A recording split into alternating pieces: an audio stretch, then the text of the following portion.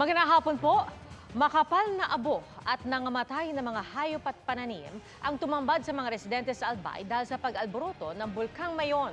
Sa pag-ulan ng abo, nag-zero visibility sa mga kalsada. Libu-libong pamilya ang apektado. Nakatutok si Jonathan Andal. Dito pwede tayo Ay, dito. Grabe, ang bilis. Para tayo hinahabol.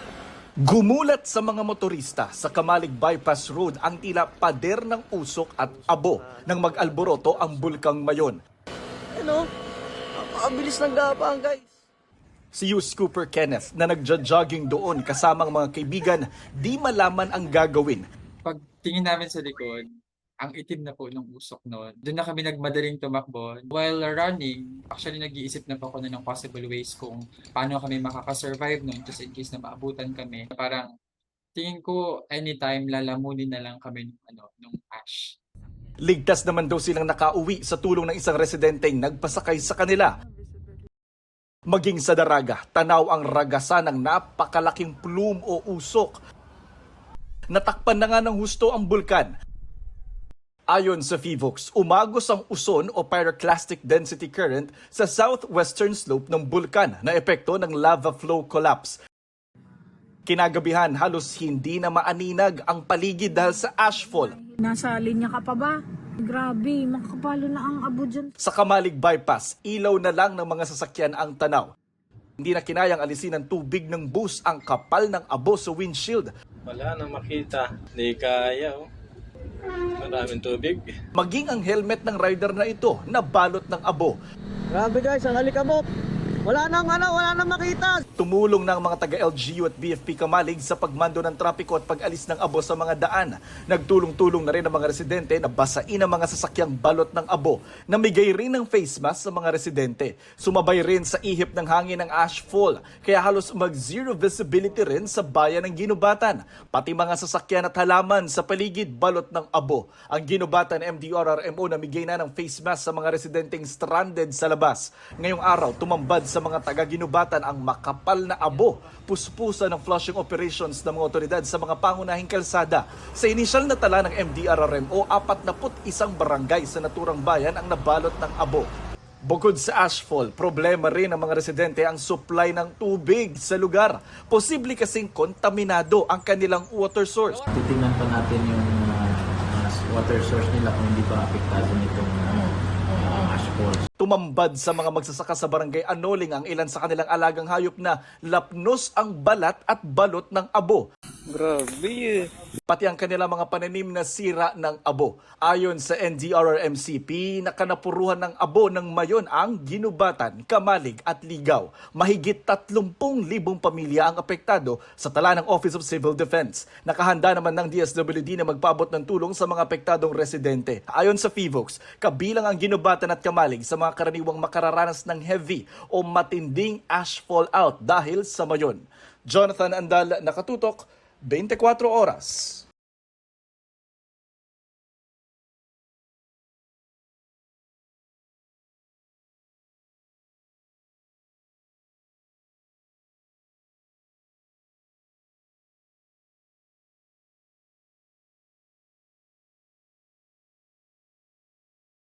Sa ibang balita, same-day nakaw ang nangyari sa isang bahay sa Quezon City na sa loob lang ng isang araw, 3 beses nilooban. Ang nahuli ka na nakawan sa pagtutok ni Katrina Son. Alas 3 ng madaling araw nitong Biyernes nang looban ng lalaking ito ang isang bahay sa Barangay Santa Cruz sa Quezon City. Dumaan sa main door ang sospek. Palingalinga siya habang sinisipat ang bawat sulok ng bahay. Maya-maya pa ay umalis ito na bitbit na ang ilang gamit tulad ng laptop. Nakita ng may-ari ng bahay ang naturang pagnanakaw. Wala kasi kami sa house tapos nakita ko siya may entry ng 3 a.m. ng May 1. So yung around mga 8 umuwi ako tapos nakita ko yung doors namin sira na yung door jamb. Nakapasok na sila at may mga missing na ng mga gamit. Hindi nila inireport sa pulisya ang pangyayari at umalis ulit ng bahay. Ang suspect bumalik alas 7 ng gabi at may kasama na. Pumasok sila sa butas na nakaabang para sa aircon mula sa ikalawang palapag ng bahay. Natangay nila ang ilan pang mga kagamitan sa bahay. At sa ikatlong pagkakataon, muli silang bumalik maghahating gabi. Pero nag-alarma ang CCTV mula sa telepono ng biktima, kaya agad na siyang nag-report sa pulis. Nung mga 11 plus, nakita ko kakapasok lang nila, natsebuhan ko. Tumawag na ako kagad sa police. 8 minutes, 7 minutes pa lang, nandun na sila agad sa police. Tapos nandun na sila sa bahay. Natsyempohan ng mga otoridad ang mga sospek na nagtatago sa isa sa mga kwarto sa bahay. Agad silang inaresto. Nakuha mula sa kanila ang ilang gamit na pantanggal ng tornilyo at ang vacuum na kanilang ninakaw. Umamin at panahingi ng tawad. Mga anak na po yung asawa niya, kaya po nagawa niya. Niyaya niya po ako. Ano po sabi niya? May bubuhatin lang daw po. Sa inisyal na investigasyon ng mga otoridad, may mga previous record to ng theft, robbery at saka yung 9165.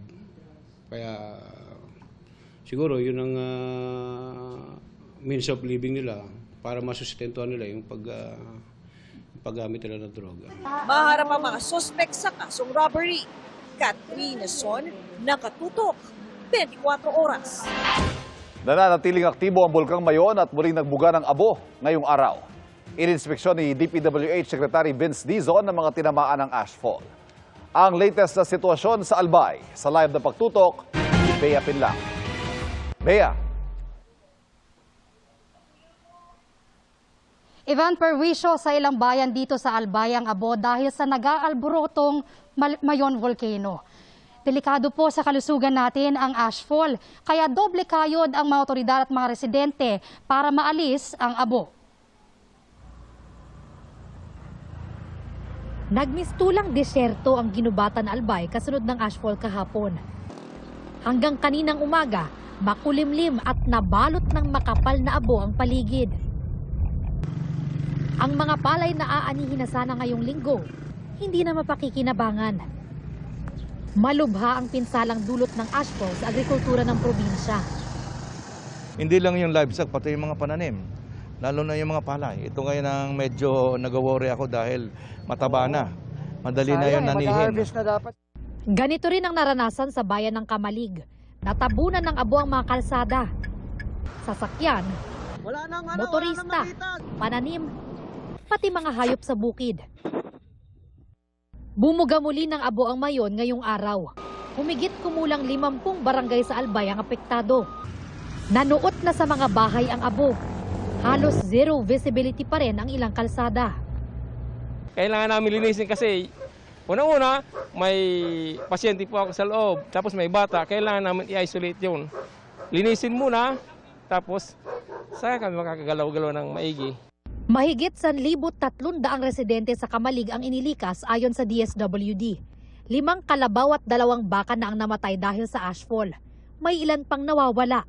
Sa utos ni Pangulong Bongbong Marcos, inikutan ngayong araw ni DPWH Secretary Vince Dizon ang mga bayan ng Albay na apektado ng ashfall. Hindi pwede yung yagagigan sa tabi ng kalye. Kailangan natin tanggalin kasi kung tatabi mo lang, titigas lang yan, hindi mawawala yan. Diba? So, kailangan linisin, tubigan, hakutin.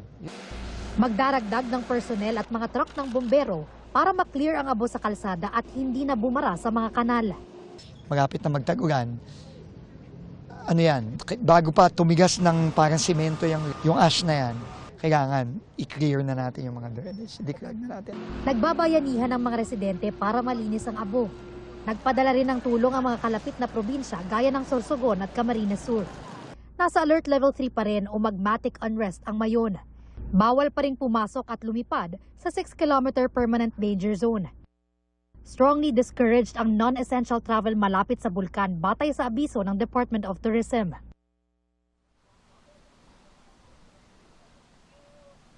Ivan, nakikipag-ugnayan ng provincial government ng Albay sa FIVOX para maaral kung dapat bang palawakin na yung danger zone sa Mayon Volcano at kung kailangan na bang magdeklara ng state of emergency. Ngayong araw po nakaranas ng panakanakang buhos ng ulan sa ilang bahagi ng Albay na ayon sa mga otoridad ay makatutulong para mapabilis yung paglinis ng abo. Yan muna ang latest mula rito sa Kamalig. Albay, balik sa inyo. Bea, yung sitwasyon ng pagbuga ng abo, nagpapatuloy ba rin ba ngayong araw at sa mga susunod na araw kaya?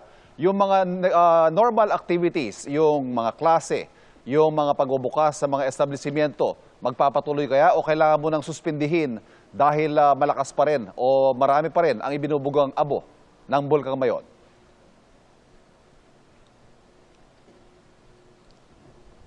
Evan, sa assessment ng PHIVOLCS ngayong araw, nagpapatuloy pa rin yung pag-alboroto ng Mayon Volcano pero hindi na gaya nung kahapon. Suspendido na yung classes sa private at public schools sa ilang apektadong komunidad dito. Apektado rin yung mga hanap buhay, syempre gaya ng mga hotel dito sa Albay na nag-check out na raw yung mga guests nila at hindi na nagpatuloy pa ng kanilang bakasyon dito dahil nga takot na rin sila na maapektuhan nung patuloy na pagbuga ng abo ng Mayon Volcano. Ivan? Mag-ingat kayo ng iyong team. Maraming salamat. Bea Pinlac.